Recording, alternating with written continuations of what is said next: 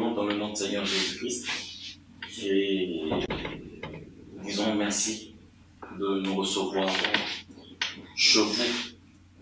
Comme nous l'avons dit la fois dernière, aujourd'hui nous allons continuer notre sujet sur le recouvrement forcé, la deuxième partie, parce que nous n'avons pas pu tout dire.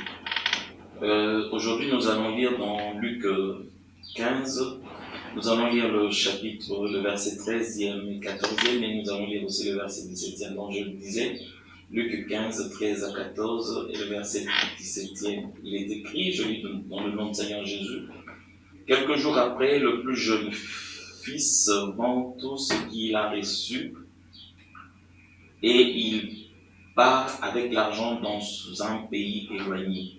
Là, il se conduit très mal et il dépense tout son argent. Quand il a tout dépensé, une grande famine arrive dans le pays et le fils commence à manquer de tout. Une grande famine vient dans le pays. Alors, il se mit à réfléchir. Ça, c'est dans la version Parole de vie. Donc, nous avons lu Luc 13, je dis recouvrement forcé, mais comme je l'ai dit la fois passée, nous allons plus parler sur ce mot-là, réfléchir. Parce que Dieu, comme nous l'avons dit, il utilise un de ses serviteurs qui est le diable. C'est un serviteur pour faire sa volonté. Et il peut venir avec de fléaux, de maladies, et c'est Dieu qui permet. Mais qu'est-ce qu'il attend? Que l'homme que lui a créé à son image, que le Seigneur a créé à son image, s'arrête quelque part pour réfléchir. Voilà pourquoi nous voulons décortiquer ensemble ce verbe réfléchir. Parce qu'aujourd'hui, beaucoup refusent même de réfléchir.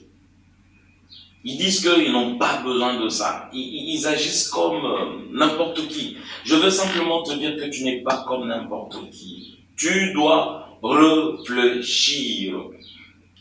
Et dans notre texte, ce jeune homme, c'était le cadet d'une famille. Il demande à son père, donne-moi ma part d'héritage. Je veux partir. Je suis assez grand. Je ne sais pas, je suis fatigué de rester chez toi. C'est bien. Mais il part, qu'est-ce qu'il fait avec cet argent? Il le dépense. Et au finish, il n'a plus rien. Mais qui permet que ces choses arrivent? Qui permet qu'on puisse se défaire des dépenses de manière irréfléchie? C'est ce que j'ai dit, le recouvrement forcé. Dieu est l'auteur de toutes choses. Quand tu refuses de le servir, quand tu refuses de faire ce qu'il attend de toi, et lui, pour réveiller ta mémoire, il vient agir, faire un recouvrement forcé. Reprendre ce qu'il t'a donné, parce que nous sommes venus dans ce monde, nous sommes sortis du ventre de nos mamans, et nous partirons, nous quitterons cette terre. Personne n'amènera ce qu'il avait, les biens qu'il avait, toutes les peines qu'il s'est données sous le soleil. Personne, je dis bien personne. Nous sommes venus, nous partirons. Voilà pourquoi il est intéressant, à toi qui m'écoutes mon frère, de réfléchir. Sinon, tu vas attirer sur toi, tu vas appeler ça le malheur, mais qui dirait, qu'un malheur n'arrive si l'Éternel n'en est pas l'auteur. Amos 6 nous le dit. C'est juste pour t'amener à réfléchir. Alors, j'ai essayé un peu de dire, de réfléchir aussi ensemble avec vous pour juste analyser ce terme, et c'est comme ça que nous pourrons entrer dans le vif. Donc, Luc 17, qu'est-ce que je dis? 15, le verset 17, nous avons lu, alors il se met à réfléchir.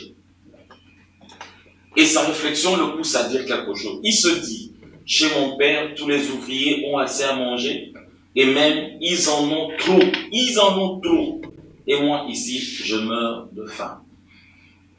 Réfléchir, c'est penser profondément. C'est ça, réfléchir. intelligemment. En d'autres termes, réfléchir, c'est méditer. Réfléchir, c'est considérer, envisager. Réfléchir, c'est examiner. On fait un examen. C'est analyser. Réfléchir, c'est approfondir, c'est observer, c'est fouiller, c'est concevoir. En fait, ce sont des synonymes, mais qui veulent tous nous dire la même chose. Réfléchir. J'analyse. J'approfondis. Ma vie ne doit pas être comme la vie de tout le monde. Dieu m'a créé pour un but. Je dois réfléchir. Si je ne réfléchis pas, il y a aujourd'hui beaucoup dans le cimetière. Si on pouvait le réveiller pour parler avec eux, c'est qu'ils ne pas faisables. Ils avaient beaucoup de talents. Ils avaient beaucoup de projets qu'ils n'ont pas pu réaliser. Simplement parce que quand on ne vit pas selon le mode d'emploi que le constructeur a donné, parce que chacun de nous a un objectif à atteindre selon que le Seigneur l'a voulu. Et mais si on ne l'atteint pas, on passe à côté. Et le Seigneur souvent nous aide aussi quand il trouve qu'on ne réfléchit pas et qu'on passe à côté. Et voilà pourquoi je dis un croyant qui ne réfléchit pas, un chrétien qui ne réfléchit pas, il est dangereux. Je dis bien dangereux. Et il constitue un piège pour lui-même et même pour son environnement, son église, parce qu'il refuse simplement de réfléchir. Et un tel homme, c'est un homme irréfléchi, c'est un homme changeant, c'est un homme léger, c'est un homme instable, c'est un homme versatile, c'est un homme irréfléchi, superficiel, c'est un homme imprévoyant, inconséquent, c'est un homme inconsidéré. On peut ajouter tout ce que nous voulons. Il est inconsidéré, il est inconséquent, simplement parce que il ne réfléchit pas. Il ne réfléchit pas et il refuse. Pour quelle raison? Je ne sais pas. Si nous lisons Proverbe 7,14, je lis dans la parole de vie, quand tout va bien, sois heureux. Quand tout va mal, réfléchis. Proverbe 7,14. Dieu envoie le bonheur ou le malheur ainsi, nous ne savons jamais ce qui va arriver. Donc, le Seigneur nous demande de réfléchir en tout temps, plus dans de moments difficiles, comme maintenant, avec cette pandémie de Corona, il nous demande de réfléchir sur les actes que nous sommes en train de poser. Voilà pourquoi on nous demande de rester à la maison, de ne pas sortir, parce que le Corona se promène avec nous. Quand tu es infecté, tu peux infecter les autres. C'est sage. Mais il y a certaines personnes qui, jusqu'à présent, ils doutent encore, ils disent que c'est une maladie imaginaire. Oh, des gens qui refusent de réfléchir. Mais quand le malheur arrive, justement, c'est une occasion. Et le Seigneur nous demande de réfléchir. Réfléchir. Bien-aimé, réfléchir. Pourquoi tu dois réfléchir? Parce que tu as été créé à l'image de Dieu. Et quand quelqu'un réfléchit comme ce jeune homme, il arrive à quelque chose. Il a senti la culpabilité. Il s'est culpabilisé. Parce que la faute, c'était sa propre faute. Il se parla à lui-même. Et il a eu conscience d'avoir péché. Il a eu conscience d'être coupable. Est-ce qu'aujourd'hui, face à nos difficultés, parce que le coronavirus passera, mais tout ce qui nous arrive, est-ce que nous nous mettons un peu à réfléchir ou nous cherchons à condamner les autres? Oh, le gouvernement n'a pas fait assez.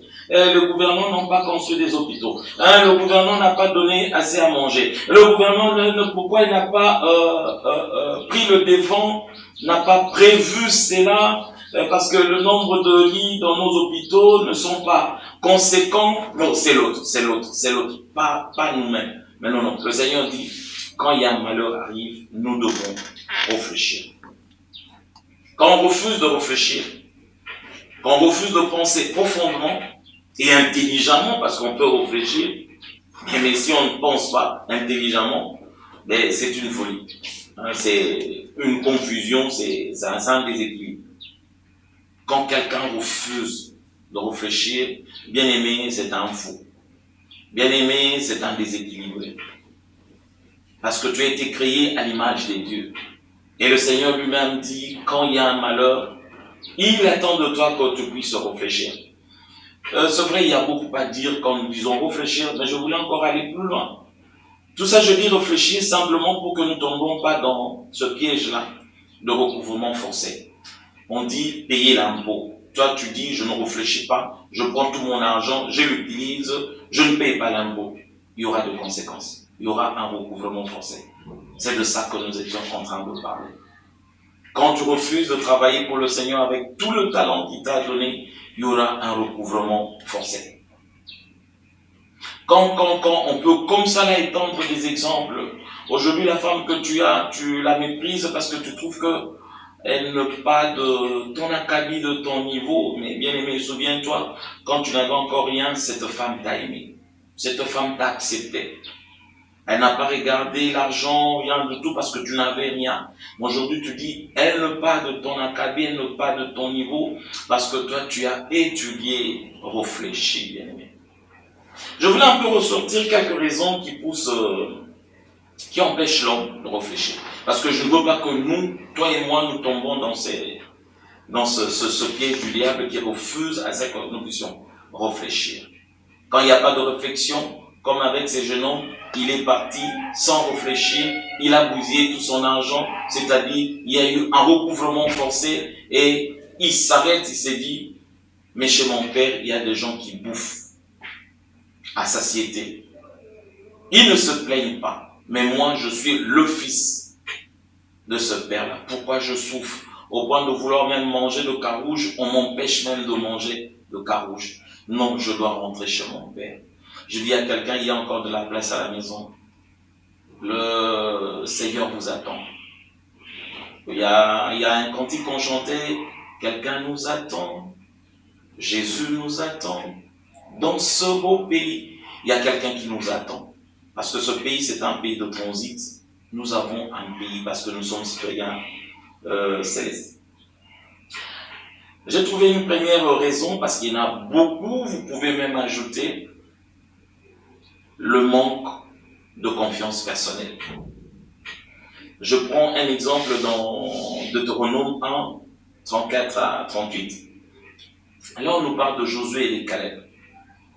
Le Seigneur dit, avec les autres espions, entrez dans Canaan et voyez. Parce que c'est un pays que je vous donne. Le bien-aimé entre quand il ressortent avec les fruits du pays. Et qu'est-ce qu'ils disent? Oui, c'est un bon pays, nous avons trouvé ça et ça et ça. Comme le Seigneur avait dit, mais. Quand le Seigneur dit quelque chose, sa parole est oui, oui, amen. Même devant un mur, même devant l'obstacle, même quand il y a la contagion, la parole de Dieu reste vraie. Lazare a passé 4 jours dans la tombe, mais la parole était vraie, elle est restée vraie. Et pour toi aussi, cette parole est vraie. La foi vient de ce qu'on entend. On ne dit pas que ce qu'on a vu, c'est qu'on attend. Et ce qu'on entend vient de la parole de Dieu. L'incrédulité aussi vient de ce qu'on entend, mais qui ne vient pas de la parole de Dieu, de ce que les hommes disent, de ce que les médias disent, mais pas de ce que le Seigneur dit. Voilà pourquoi je dis, aujourd'hui, réfléchis et choisis la bonne part. Caleb et Josué sont rentrés, et Josué sont rentrés, contrairement aux 10, ils ont donné un bon rapport. C'est vrai, nous avons eu ça, même si les habitants du pays sont géants. Mais le Seigneur a dit, il nous a donné ce pays.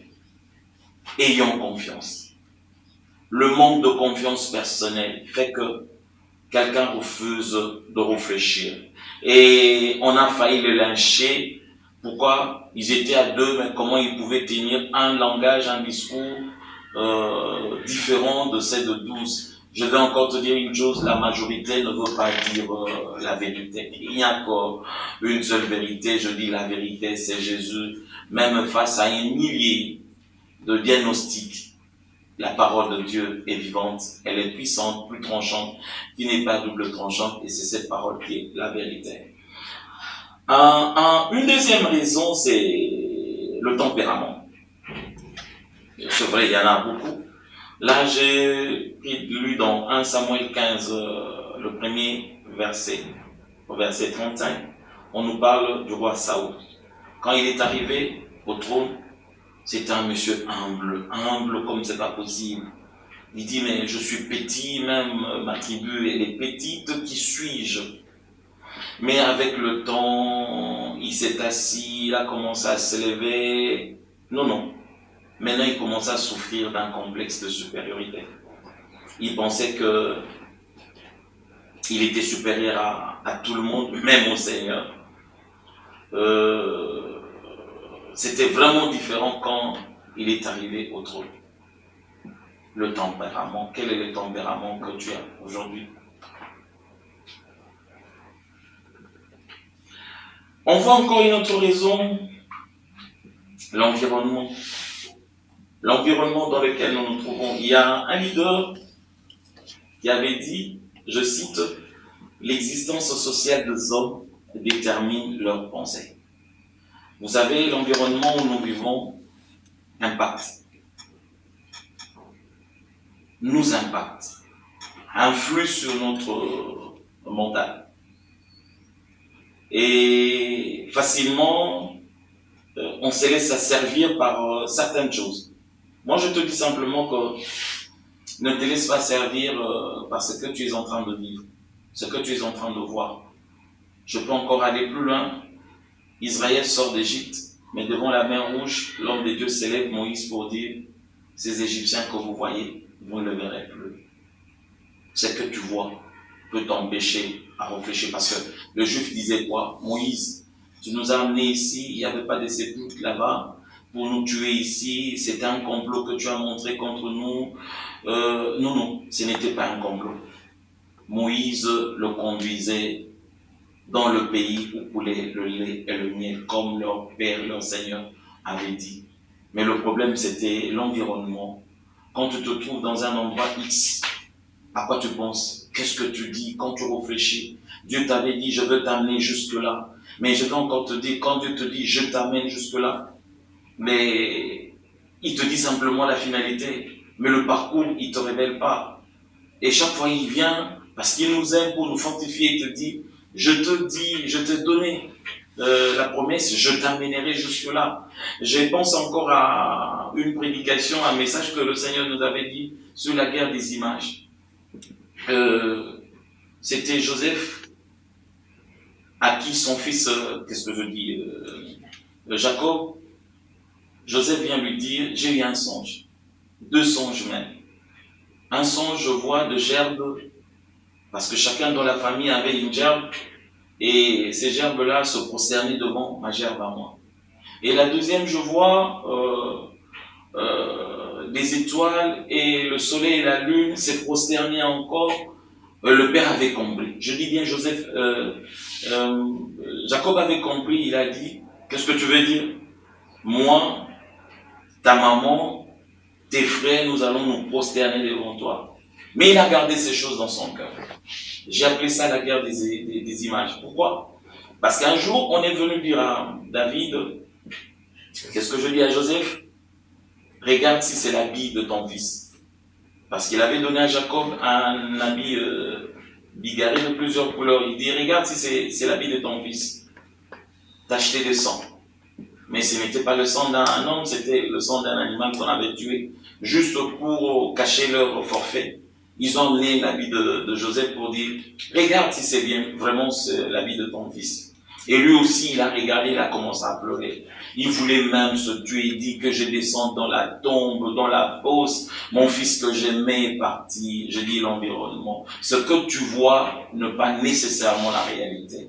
Je dis à quelqu'un, ce que Dieu t'a promis, ça s'accomplira, ça se réalisera. Parole de l'Éternel, parce que ce n'est pas un homme pour mentir, ni le fils de l'homme pour se repentir. Si Jacob avait dit non, il y a eu un songe, et ce n'est pas le fils qui avait interprété le songe, celui qui avait interprété le songe, qu'un jour, Joseph allait être élevé. Donc il allait dire non, Dieu ne trompe pas, Dieu ne se répand pas. Il allait le dire, mais l'environnement l'a poussé à dire oui. c'est vrai, mon fils est décédé. Mais un jour, ce que le Seigneur a dit, ça s'est réalisé. On a envoyé un char chercher Jacob pour lui dire, ton fils t'attend en Égypte. Il est sorti, il dit, mais arrêtez de blaguer. Pourquoi vous me dites ça? Mon fils est déjà décédé. Il dit, mais regarde, qui parmi nous pouvait t'amener un char comme ça, là, avec des chevaux pour t'amener en Égypte? Ton fils, il est devenu grand. Je dis, tu deviendras grand. Ne crains pas la contagion, le fléau qui frappe en plein midi, parce que la Bible dit que 1000 tombent à gauche, 10 000 à ta droite, tu ne seras jamais atteint. Si c'est Dieu qui te l'a dit et tu crois en la parole de l'Éternel, saisis cela. Que ce que tu vois ne te décourage pas. Même quand tu n'as pas d'argent, quand tu n'as pas de moyens, on dit le confinement, on doit avoir de vivre chez soi. Même quand tu n'as pas de vivre, je te dis, ce n'est pas la fin. Jésus est vivant, Jésus est Seigneur. Voilà un peu ce que, en fait, il y a eu trois raisons. Je crois qu'on me fait signe que le temps est vite parti. Prochainement, nous allons encore faire une vidéo pour parler de la suite de ce message. Donc, toujours dans le recouvrement forcé. Et dans le recouvrement forcé, nous avons vu ces jeunes hommes qui a tout dilapidé, mais ce n'était pas lui. Dieu a repris ce qu'il avait pris parce que il était inconsidéré, il ne savait pas quoi faire avec, parce que ce que Dieu te donne, c'est pour que tu le gères comme lui l'entend, comme lui le veut. Voilà. Paix chez vous, que le Seigneur bénisse vos maisons, vos familles, qu'il vous couvre sous son ombre et que le Seigneur bénisse la République démocratique du Congo, notre pays de transit. Paix chez vous dans vos maisons, au nom de Jésus. Amen.